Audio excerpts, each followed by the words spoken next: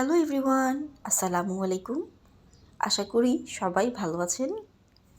আবারও চলে এলাম ফুড কেমিস্ট্রির আরও একটি স্পেশাল রেসিপি দেখার জন্য। আজকে আমি রান্না করতে যাচ্ছি হরিণের মাংস। যারা হরিণের মাংস প্রথমবার রান্না করতে যাচ্ছেন তাদের জন্য শেয়ার করব এই মাংস রান্নার একটা পারফেক্ট আর সহজ রেসিপি। যেভাবে এই মাংসটিকে রান্না করলে মাংস হবে সফট, জুসি আর স্বাদে হবে মুখে লেগে থাকার মতো। আশা করি আমার আজকের রেসিপিটি আপনাদের কাছে ভালো লাগবে। চলুন তাহলে দেখে নিচ্ছি হরিণের মাংসের রেসিপি।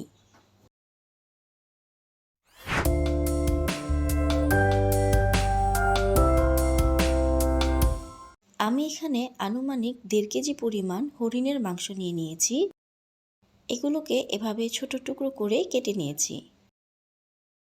এই মাংসটা দেখতে অনেকটা খাসির মাংসের মতো মনে হলেও এই মাংসটা কিন্তু খাসির মাংসের তুলনায়ও অনেক বেশি সফট হয়ে থাকে।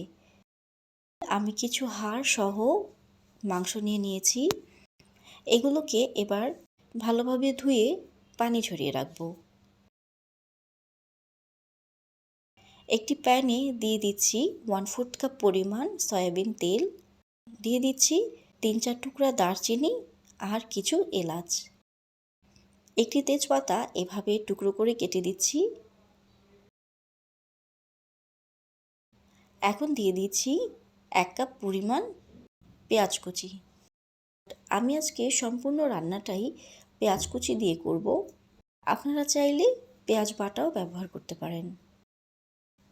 পেঁয়াজটা কিছুটা নরম হয়ে আসলে এখন দিয়ে দিচ্ছি 2 চা চামচ পরিমাণ আদা বাটা এবং 2 চা চামচ পরিমাণ রসুন বাটা। এই আদা রসুন বাটাটিকে পেঁয়াজের সাথে কিছুটা ভেজে নিচ্ছি। সামান্য পরিমাণ পানি দিয়ে এবার এতে শুকনো গুঁড়া মশলা অ্যাড করব। দিয়ে দিচ্ছি 1/2 চা চামচ পরিমাণ মরিচের গুঁড়া। আমি কিন্তু আজকের মাংসটি একটু ঝাল তৈরি করব। আপনারা চাইলে মরিচের গুঁড়ার পরিমাণটা কমিয়েও দিতে পারেন। 1/2 চা চামচ দিয়ে দিচ্ছি হলুদের গুঁড়া। 1 চা চামচ পরিমাণ দিয়ে দিচ্ছি লবণ। এখন দিয়ে দিচ্ছি আমার ঘরে তৈরি করা শাহি গরম মশলা 1/2 চা চামচ পরিমাণ, 1 চা চামচ পরিমাণ জিরার গুঁড়া এবং 1 চা চামচ পরিমাণ ধনিয়ার গুঁড়া। এবার সব মশলা একসাথে আরও কিছুক্ষণ কষিয়ে নিচ্ছি। 3 থেকে 4 মিনিট মশলা কষানোর পর যখন এর উপরে তেল ভেসে উঠেছে, ঠিক এই পর্যায়ে দিয়ে দিচ্ছি আগে থেকে পানি ঝরিয়ে রাখা হরিণের মাংস। মাংসের সাথে এবার মশলাগুলোকে আরও কিছুক্ষণ কষিয়ে নেব। হরিণ সাধারণত বন্য প্রাণী হলেও এর শান্ত স্বভাব আর তুলনামূলক সহজ খাবার ব্যবস্থাপনার কারণে ভেড়া বা ছাগলের মতো আজকাল অনেকেই হরিণ পালনকে গৃহপালিত প্রাণী হিসেবে বেছে নিচ্ছেন এবং এই উদ্যোগের মাধ্যমে অনেকেই নিজেকে সফল উদ্যোক্তা হিসেবেও গড়ে তুলেছেন।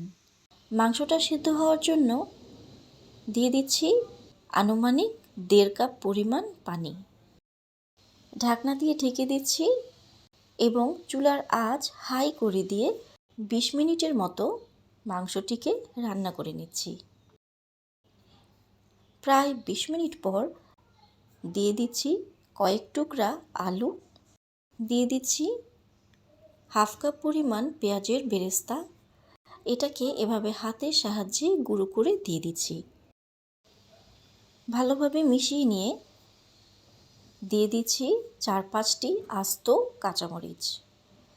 ঢাকনা দিয়ে ঢেকে দিচ্ছি আরও 20 মিনিটের জন্য। এই 20 মিনিটেই আলু আর মাংসটা সম্পূর্ণভাবে সেদ্ধ হয়ে যাবে। 20 মিনিট পর মাংসটিকে চেক করে নিচ্ছি। মাংস আর আলু সম্পূর্ণভাবেই সেদ্ধ হয়ে গিয়েছে। আপনারা ঠিক যতখানি ঝোল চান সেই অনুযায়ী চুলার আঁচ বাড়িয়ে বা কমিয়ে এই মাংসটিকে রান্না করে নেবেন। এই পর্যায়ে আমি চুলাটিকে অফ করে দিব। দেখতেই পারছেন মাংসটা দেখতে কতটা লোভনীয় হয়েছে। এবার এটিকে সার্ভ করে নিচ্ছি। হরিণের মাংস রান্নার পর এটা থেকে একটা স্পেশাল সুন্দর সুঘ্রাণ পাওয়া যায়, যেটা অন্যান্য গরু বা খাসির মাংস থেকে সম্পূর্ণ আলাদা। আশা করি আমার আজকের রেসিপিটি আপনাদের কাছে ভালো লেগেছে। ভালো লেগে থাকলে একটা লাইক দিয়ে কমেন্ট করে জানাবেন। আমার চ্যানেলে নতুন হয়ে থাকলে চ্যানেলটিকে সাবস্ক্রাইব করতে ভুলবেন না। সবাই ভালো থাকবেন। দেখা হবে অন্য কোনো রেসিপি নিয়ে। আল্লাহ হাফেজ।